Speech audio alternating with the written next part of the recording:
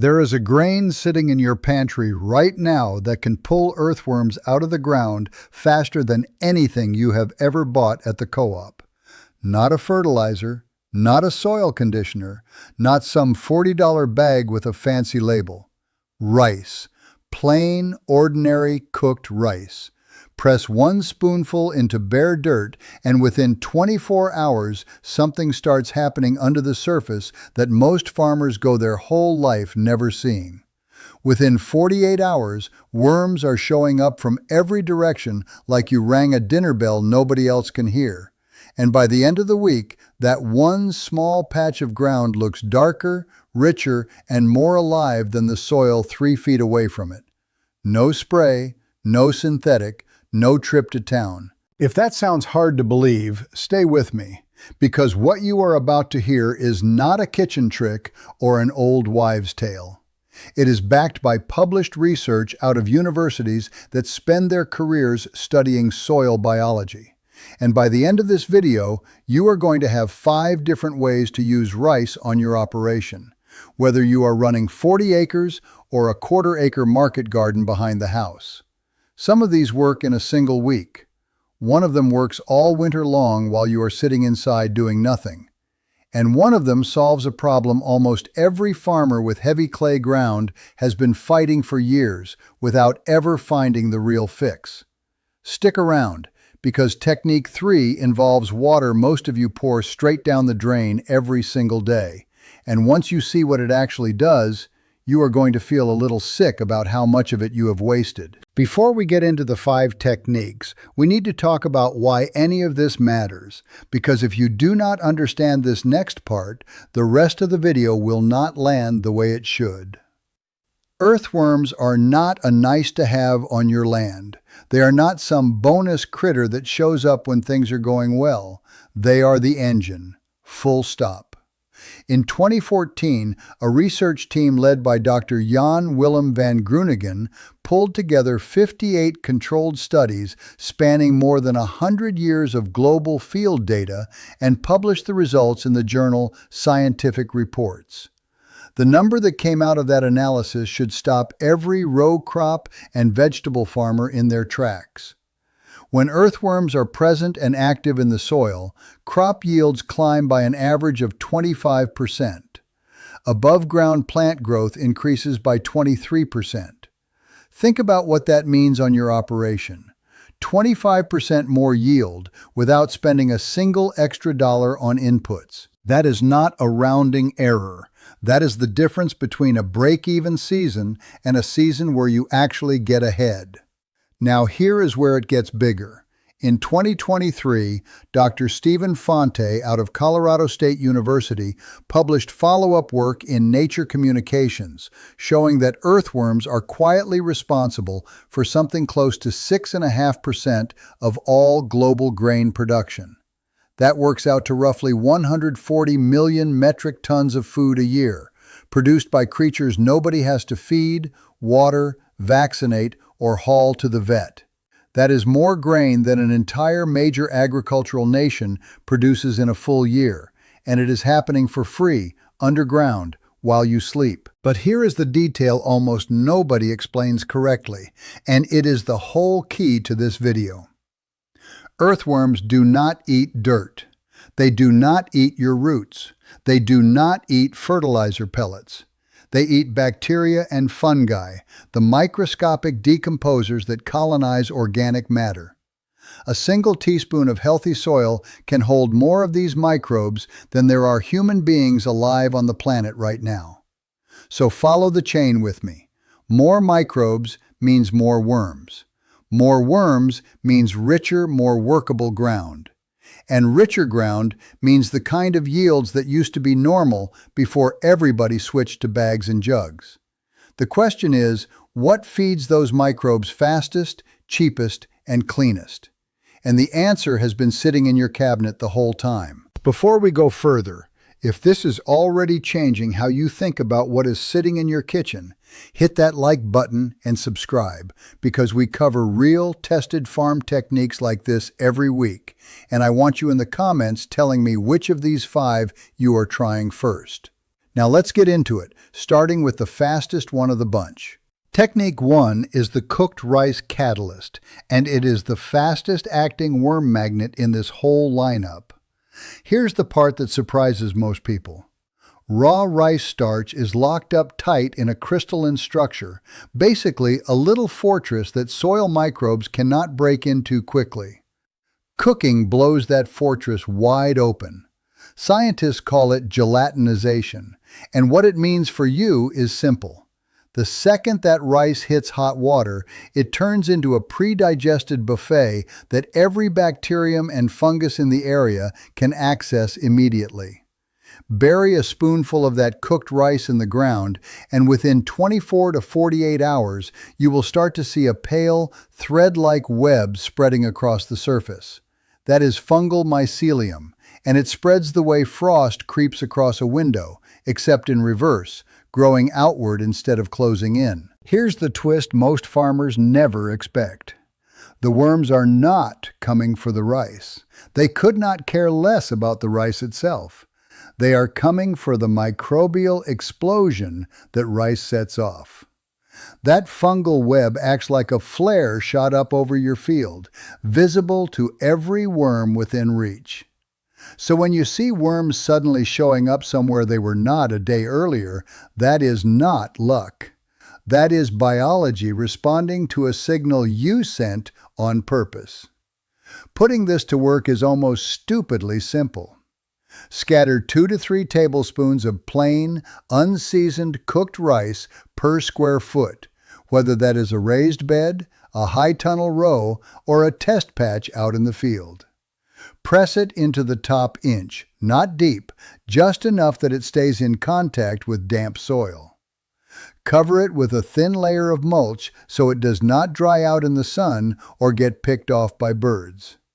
White rice, brown rice, long grain, short grain, day-old rice straight out of the fridge, it all works, as long as it is plain. Timing matters more than people think. This works best once soil temperatures sit above 55 degrees, so spring through early fall is your window. Reapply every 2 to 3 weeks to keep the biological momentum rolling. But here is the mistake that trips up even farmers who have been doing this a long time. More is not better. Dump a heavy pile of cooked rice in one spot, and the microbes will burn through the available oxygen faster than the soil can replace it. What you get is an anaerobic pocket, sour, slimy, and actively hostile to any root that touches it. The rule is thin layers, spread wide, never heaped in one spot. And there is a second mistake that catches people off guard just as often. If that leftover rice came from a restaurant or a takeout container, it is probably carrying salt, oil, soy sauce, or some kind of seasoning, and none of that belongs anywhere near your soil. Salt pulls water straight out of microbial cells and kills them on contact. Oil coats the grain and blocks the very colonization you are trying to trigger. Plain rice cooked in nothing but water. That is the only version that goes in the ground. Now here's something worth sitting with for a second.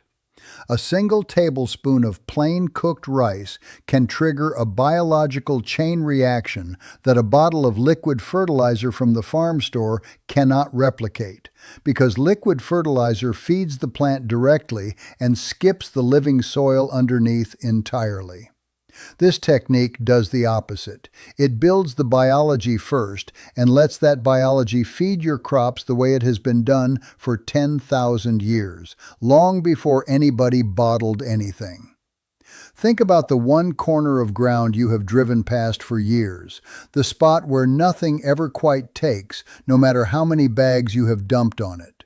That is usually not a fertility problem in the way most of us were taught to think about fertility. It is a biology problem. The nutrients may already be sitting right there, locked up and unavailable, just waiting on a workforce that never showed up to unlock them. That is the exact gap this technique fills. But cooked rice only lasts a week, maybe 2, before the microbes finish it off. So what happens when the temperatures drop and that biology needs to survive a whole winter on something that lasts far longer? That brings us to Technique 2. Technique 2 is crushed uncooked rice, and this is your slow-release winter feeder. There is a myth almost every new farmer picks up somewhere along the way, that soil basically shuts down and dies once the cold hits. It does not die. It slows down. It retreats deeper. It goes dormant in places, but it is still alive under there. And the farmers who keep feeding that dormant biology through the cold months are the same ones whose ground comes roaring back the moment the frost breaks, while everybody else is still waiting around for spring to do the work for them. This is where raw, uncooked rice earns its keep. Unlike cooked rice, raw rice holds on to that crystalline starch structure, and it takes soil microbes weeks, sometimes months, to slowly break it down. That slowness is the entire point. Crack the grains open with a rolling pin over a towel or a few pulses in a blender, and you have got hundreds of tiny, slow-release capsules of food for the underground world. Here's the mistake to avoid. You are not trying to make flour. Flour compacts, it suffocates the soil, and it turns into a paste that blocks oxygen for weeks at a time. You want cracked grain, not powder. Work that crushed rice into the top 2 inches of soil before the first hard frost hits, and you have just set up a seasonal food supply that will carry your soil biology all the way through winter. 1 cup of crushed raw rice worked into roughly 10 square feet is enough to sustain that ground through even a brutal cold season. And it stores beautifully. Sealed in a glass jar, it keeps indefinitely, does not spoil like cooked rice, and does not attract pantry moths the way flour does.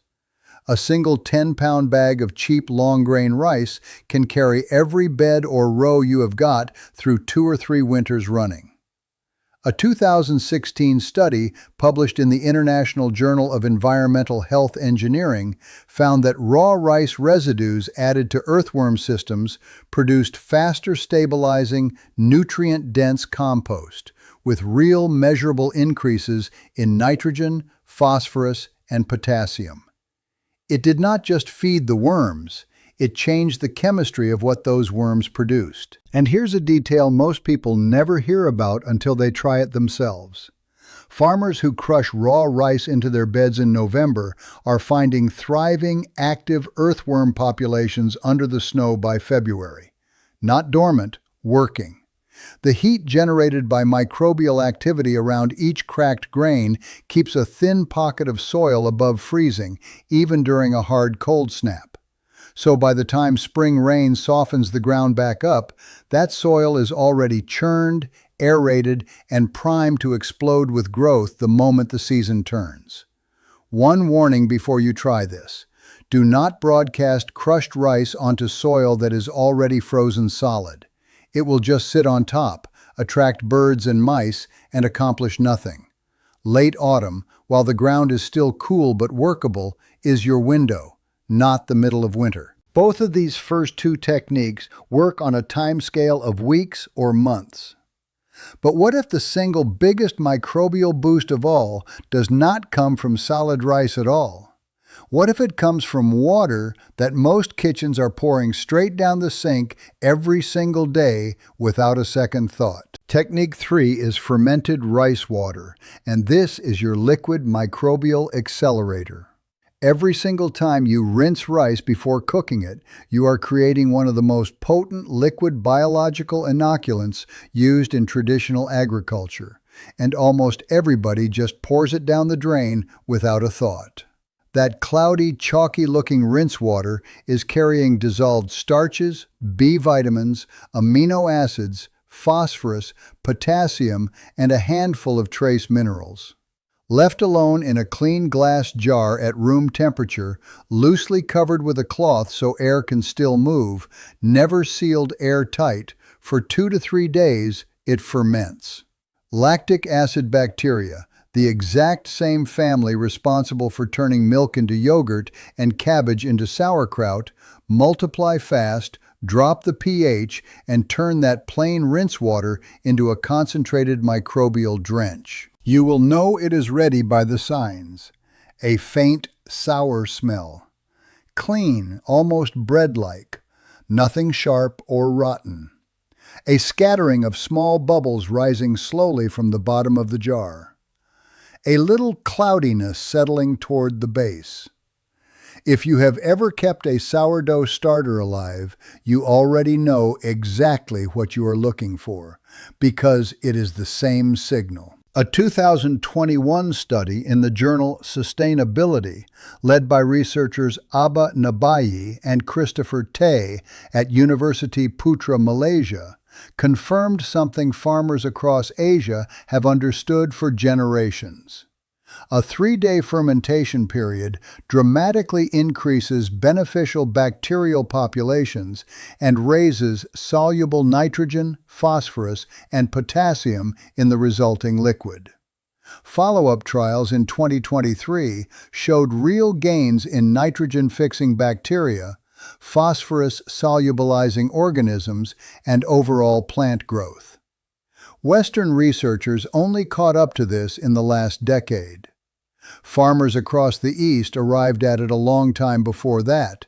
Dr. Teruo Higa's work on effective microorganisms out of the University of the Ryukyus in Japan, and Master Han-Kyu Cho's entire system of Korean natural farming, built around fermented inputs and indigenous microbial communities.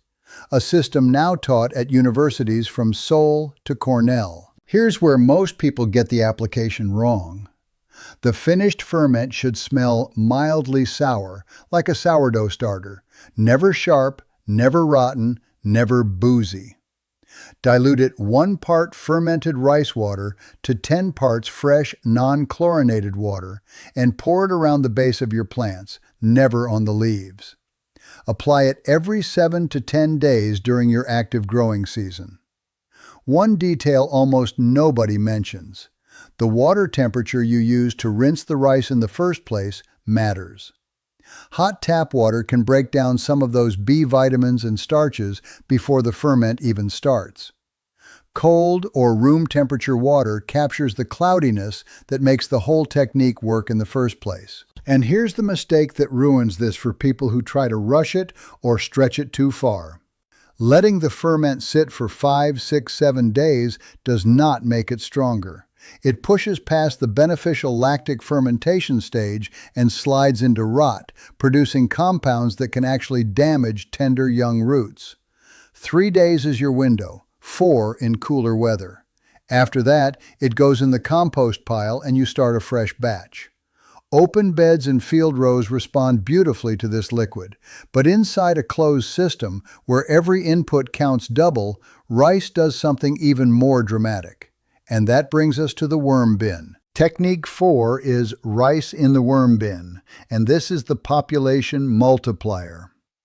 If you are running a vermicompost operation or even a small backyard bin, the numbers on this one should stop you cold.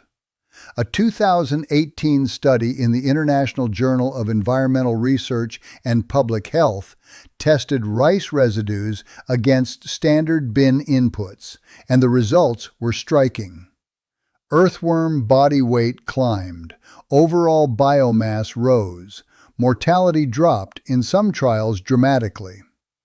A 2020 study in Peer J went further, documenting that earthworms fully consumed rice residues within 4 weeks, while enzyme activity tied to nutrient cycling surged across the board.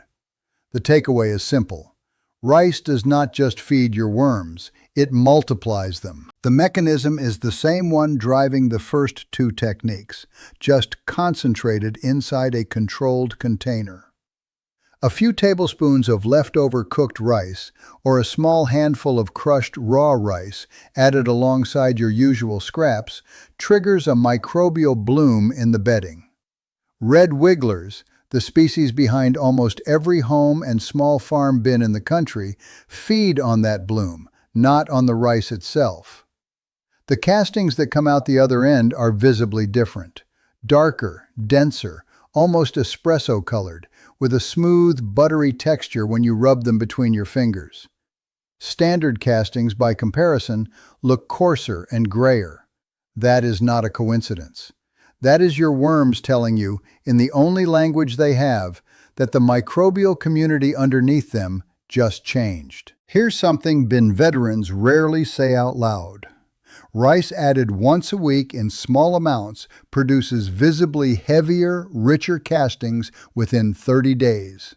Take those castings back out to your fields or beds, and you are not just adding organic matter, you are seeding the ground with a living, working population of decomposers straight from the bin.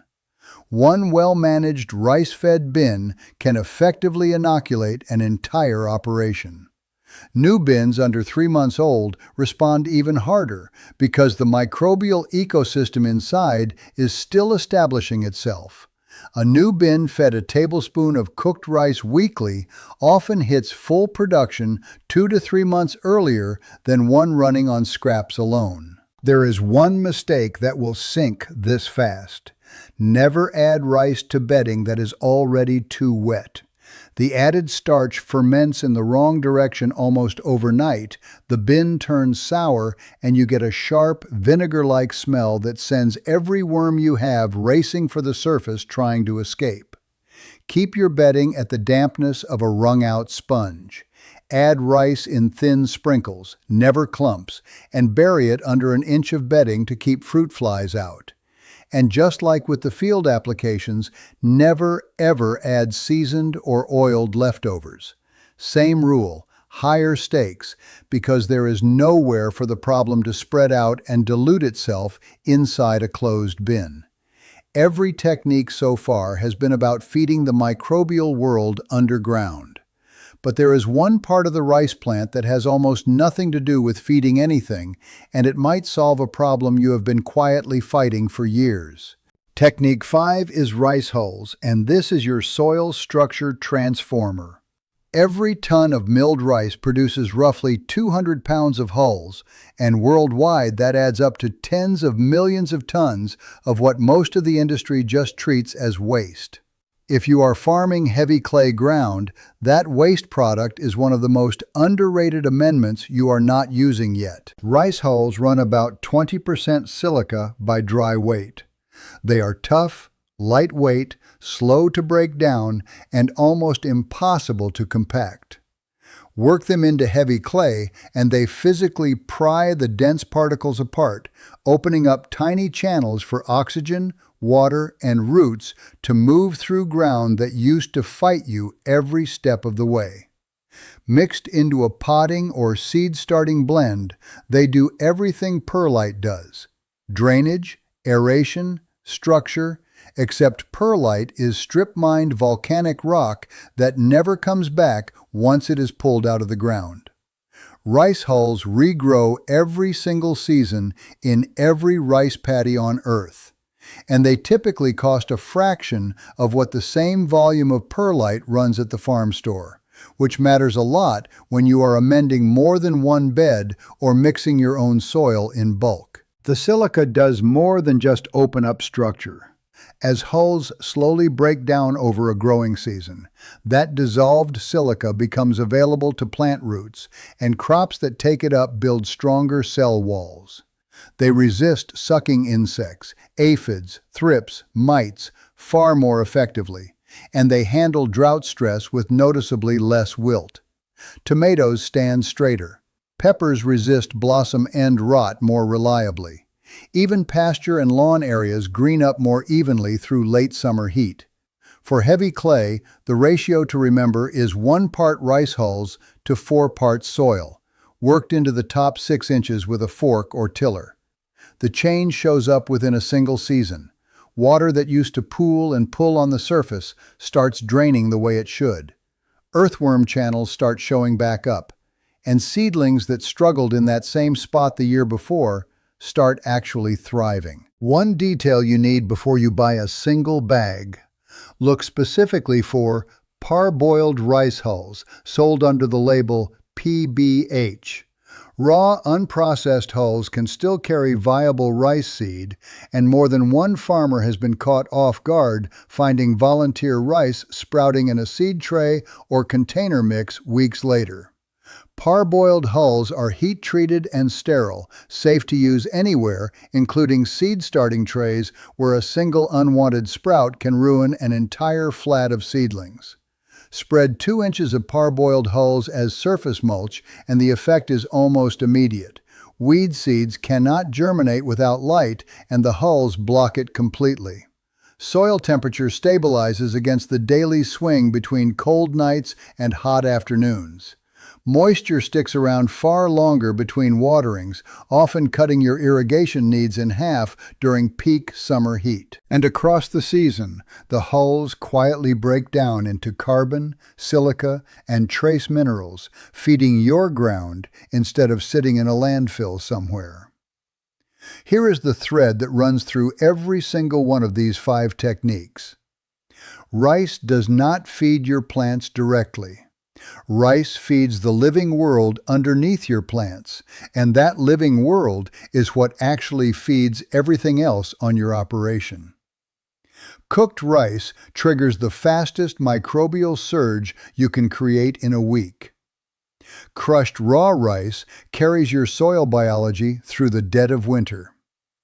Fermented rice water delivers a concentrated liquid drench straight to the root zone.